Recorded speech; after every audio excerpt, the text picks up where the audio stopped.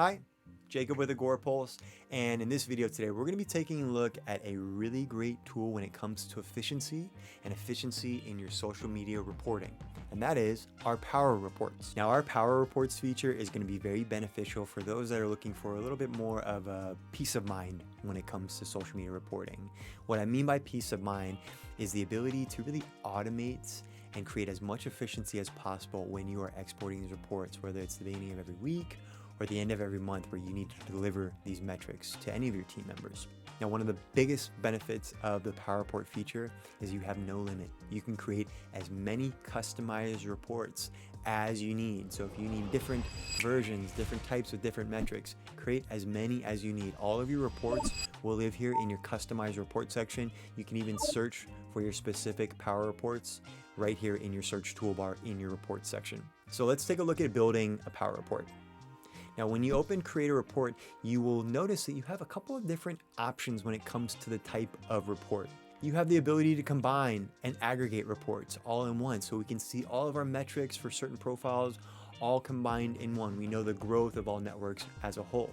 You also have the ability to combine reports, but have them broken out into individual reports. So if I do want one big report, but I want to have my LinkedIn and my Facebook reports broken out into individual sections, you'll have that option here as well too.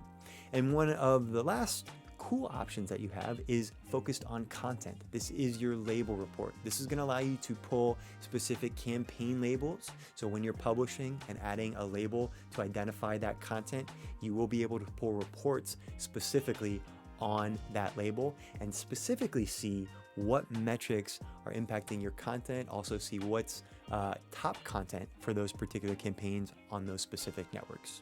Let's go ahead and build out a report. Now, once you select an option, it will allow you to come in here and select your profiles either by your group or individually. So you get to pick and choose which profiles you're pulling into this customized report. Your next option is going to allow you to pick and choose what metrics are important. We're looking at an aggregated report right here. So this is going to allow me to pick which metrics I want to see across all profiles combined into one. You also have content summary, reporting metrics that you can customize to pick which is the best performing content based on those specific metrics for each network. Once you've customized your report, you'll move on to the scheduling options. Now in these scheduling options, pick your time zone. You have the ability to customize this with your brand's or your agency's logo as well.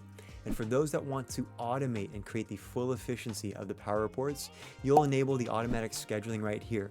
This will allow you to pick individual team members who need to have this report delivered to them directly, or for my external stakeholders, a client, another team member who is not a part of Agorapulse.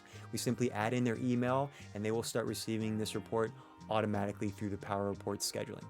Now, when you're viewing your Power Reports within your reporting dashboard, you have the ability to come up here, see exactly what has been built out, how you've built this out, and you'll be able to navigate these reports directly in here by page or by the aggregated networks that you've created here. You can scroll and view these just like your individual reporting metrics, except these will be your unique customized Power Report.